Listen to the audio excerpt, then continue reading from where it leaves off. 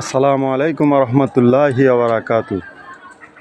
ছাদ কৃষি, আমার একটা পেঁপে গাছ ছাদে লাগাইছি। এই ভিডিওটা আগে আপনাদেরকে দিছি। মাশাআল্লাহ আমার গাছের পেঁপে পাকা শুরু করছে ইনশাআল্লাহ। এগুলা রেড লেবেল লাগাইছি আর কি, ভিতরে লাল হবে, যখন পুরোনায় হলুদ হবে তখন গাছ থেকে পারবো ইনশাআল্লাহ। ইনশাআল্লাহ এখনও ধরতেছে।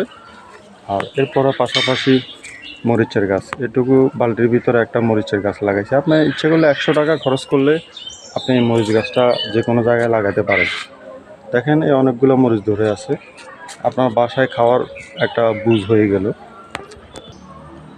মাশাআল্লাহ এই মরিচ গাছটা তো ইনশাআল্লাহ অনেক মরিচ আছে, কানায় কানায় মরিচ আছে, যে কানায় কানায় মরিচ ইনশাআল্লাহ অনেকগুলো মরিচ আছে।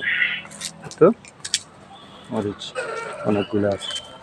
হ্যাঁ, এরপরে এই গাছটা সমস্যা ছিল, মোটামুটি স্প্রে করছি, অনেকটা ভালো হয়ে গেছে।